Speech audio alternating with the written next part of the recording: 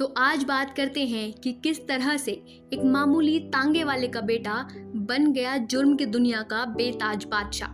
ये बात है 1979 की, जब इलाहाबाद के चकिया में रहने वाले फिरोज तांगे वाले का बेटा अतीक कम उम्र में ही अपराध की दुनिया में अपना पहला कदम रखने जा रहा था। अतीक हाई स्कूल में ही फेल हो गया था क्योंकि उसका रुझान शिक्षा में नहीं था। 17 साल की उम्र में उसने अपना पहला कदम अपराध की दुनिया में रखा। इतनी कम उम्र में उस पर एक हत्या का इल्जाम लगा। अपराध की दुनिया में अतीक इतना आगे बढ़ चुका था कि उसके इलाके में शौक इलाही उर्फ चांद बाबा, जो कि एक कुख्यात अपराधी था जिससे पुलिस तक घबराती थी, उसके साथ अतीक का मुकाबला किया जाने लगा। इतनी कम उम्र में अतीक ने अपराध के मामले में चांद बाबा को पीछे छोड़ दिया, लेकिन पुलिस ने इसका भरपूर फायदा उठाया।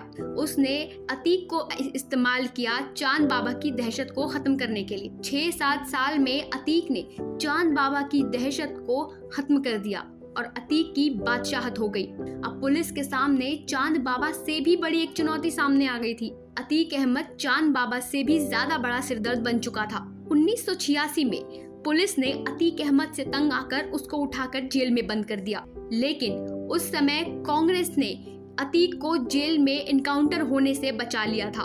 दरअसल दिल्ली से ही फोन गया था यूपी की पुलिस के पास कि अतीक का इनकाउंटर नहीं होना चाहिए। इतना ही नहीं, इलाके के लोगों ने कांग्रेस के ही एक नेता को फोन किया जो कि इलाहाबाद में तो नहीं था, लेकिन उसका दबदबा था। उसने राजीव गांधी के साथ करीबी संबंध बनाए थे। उसने इलाहाबाद में अतीक की रिहा होने में बेहद मदद की थी। अतीक समझ गया था कि अगर उसको राजनीतिक संरक्षण मिल जाए तो वो अपनी अपराध की दुनिया में और ज्यादा आगे बढ़ सकता है, अपने कदमों को और ज्यादा गहरा जमा सकता है। इसके लिए अतीक ने एक चाल चली।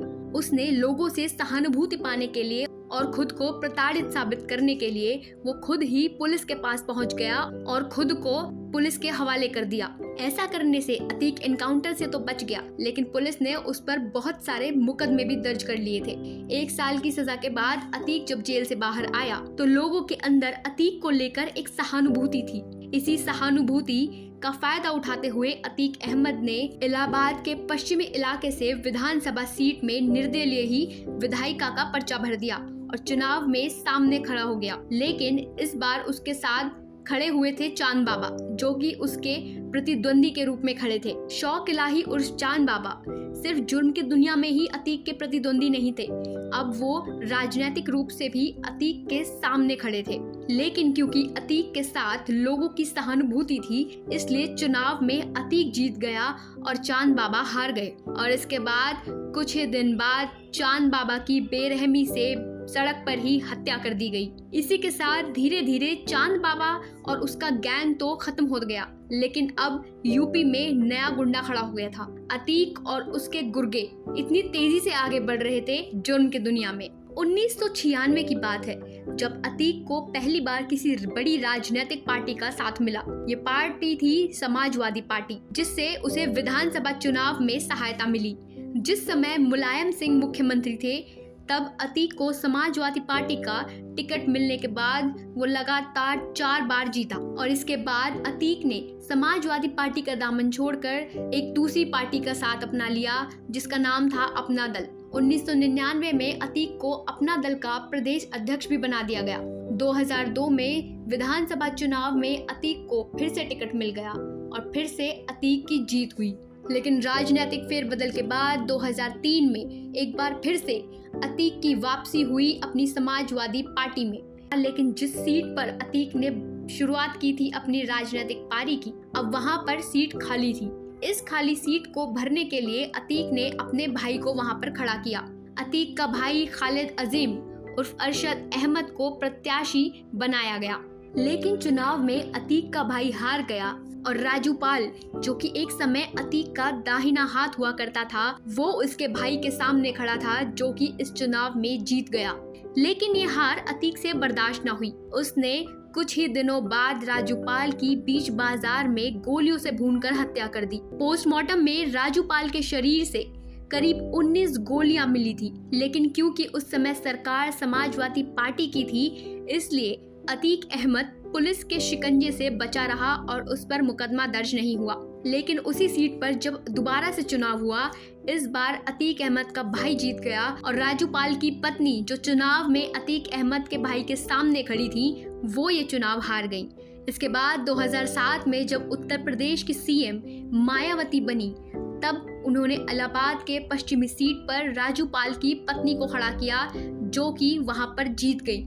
इसके बाद मायावती ने शुरू किया ऑपरेशन अतीक और पुलिस ने अतीक की गैंग को नाम दिया इंटरस्टेट 227 और इसी के साथ अब अतीक अहमद बन चुका था एक इनामी अपराधी, जिस पर 20,000 का इनाम घोषित था और उसकी गैंग में करीब 100 से भी ज्यादा लोग अपराधी थे, जिन पर बड़े बड़े मुकदमे दर्ज थे। अब ये सब भी पुलिस के रडार में आ चुके थे। मायावती के आदेशानुसार अतीक अहमद की करोड़ों की संपत्ति को कुर्क कर लिया गया।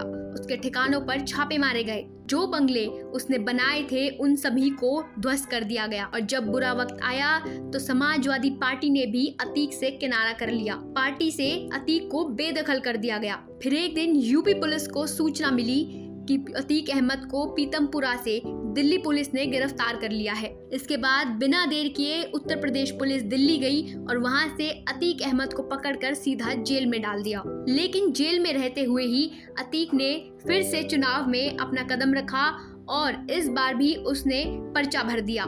लेकिन अतीक अहमद इस बार जेल से बाहर ना आ सका, इसलिए वो प्रचार नहीं कर पाया। हालांकि अतीक अहमद ने जमानत की अर्जी तो लगाई थी, लेकिन लगातार 10 जजों ने उसकी अर्जी को सुनवाई से ही इनकार कर दिया। आखिरकार 11वें जज ने इस पर सुनवाई की और उसको जमानत दे दी और एक बार फिर से अतीक अहमद बाहर आया और वो चुनाव प्रचार में लग गया एक बड़े काफिले के साथ। और जिस सीट पर पिछली बार राजू पाल की पत्नी ने अतीक के भाई को हराया था, इस बार भी उसी सीट पर अतीक अहमद को हरा दिया। इस बार मुख्यमंत्री थे अखिलेश यादव। अखिलेश यादव को पहले ही अतीक से समस्या थी और इस बार तो उन्हें बहाना भी मिल गया अतीक अहमद को पार्टी से निकालने का। और इस तरह से अतीक अहमद राजनीति में आगे बढ़ता गया और एक दिन चुनाव प्रचार के समय उसने खुले मंच से ये कह दिया कि उस पर 188 के करीब केस दर्ज हैं और उसने अपना आधा जीवन जेल में बिताया। लेकिन इसके बावजूद अतीक को इसका कोई अफसोस नहीं है और आने वाले चुनाव में अतीक की हार हुई।